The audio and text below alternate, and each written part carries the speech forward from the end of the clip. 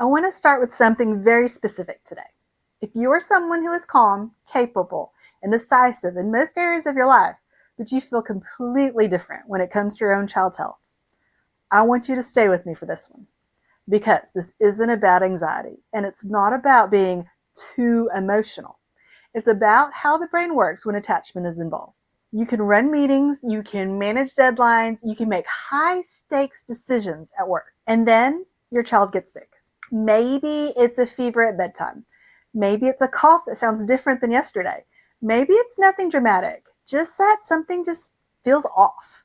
And suddenly, your brain doesn't feel like your brain anymore. If you've ever thought, why can I handle everything else but not this?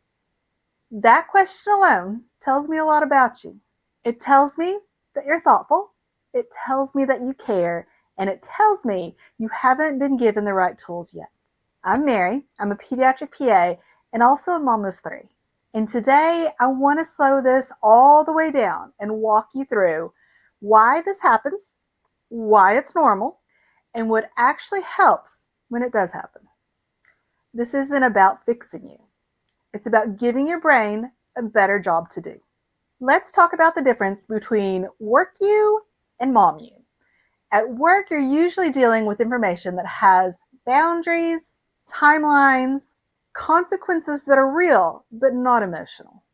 You're using the part of your brain that likes structure and logic. But when it's your child, emotion enters the room first.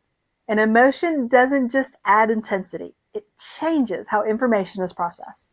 Emotion, it narrows focus, it amplifies the perceived risk, and it makes everything feel urgent. That's not dysfunction. That's biology. Attachment tells your brain, this matters more than anything else. Do not miss something. So your brain goes into protection mode. And in protection mode, it's very hard to prioritize, sequence, or tolerate uncertainty, which is why everything starts to feel like it could be the thing. This is the moment most moms start questioning themselves. They think, why can't I think clearly? I should know better. What if I miss something? Here's what I want you to hear clearly. Nothing is wrong with you. You're asking your brain to do a job that it was never trained to do. Think clinically while emotionally attached. That's not a character flaw. That's a training gap that we can fix. Most moms get stuck asking one question. Is this bad? And I understand why. Because bad feels like it should give you certainty. But in pediatrics, bad isn't actually a useful category. Most childhood symptoms are uncomfortable, disruptive, stressful, but not dangerous. The question, is this bad, collapses everything into one emotional bucket. A better question is, does this need attention right now or can it wait? That's a timing question, not a diagnosis question. And timing questions are easier to answer calmly. When you ask this instead, your brain shifts from panic to organized. And that's the shift we want. When I'm in clinic and when I'm home with my own kids, I don't start with the diagnosis.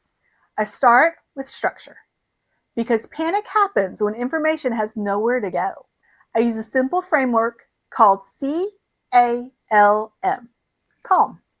Not because it's magic, but because it gives my brain a sequence. Let's walk through it slowly. C stands for change. What is different from this child's normal? Not compared to another kid, not compared to Google, compared to your child. Change is information.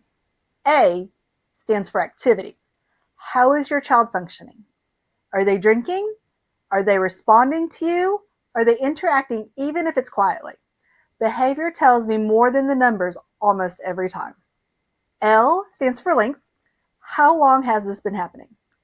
Hours feel different than days. Days feel different than weeks.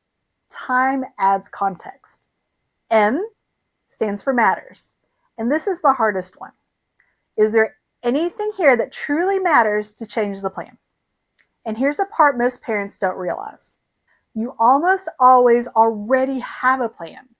It could be, we're going to watch this overnight, or we will call the doctor in the morning, or maybe we'll support this and reassess in a little bit. Calm helps you decide whether something deserves to interrupt that plan, or whether staying the course is actually the calm choice. That's where confidence lives. Let me make this real. One of my kids was about 4, and we were traveling. It was a long day. We were all overstimulated and exhausted. That night, he had a low-grade fever. Even with years of pediatric experience, I still felt that internal pause. So I didn't jump to conclusions. I slowed myself down, and I asked, what changed? Well, the fever just started. Activity. He was tired, but he was still drinking and responsive. Length. It'd only been a few hours, not days. And matters. Nothing here mattered enough to change the plan to continue to monitor it. That didn't mean that I ignored it. It meant I knew what to watch for. I knew what would make me call, and I knew what mattered. And that's the difference. Not fear versus no fear, but direction versus spiraling. I want to be clear about my role here. I am not your child's provider. I don't diagnose or treat here on this platform. What I do is teach parents how to think clearly under pressure. Most moms already have good instincts. They just haven't been given structure. Confidence isn't something you're born with. It's something you build slowly over time through real moments. And you are absolutely capable of building it. If you want a place where this kind of thinking is practiced and reinforced, that's what we do inside the Confident Mom community. You can find more information in the link down in the description. Thanks for being here today. I'll see you again in the next one.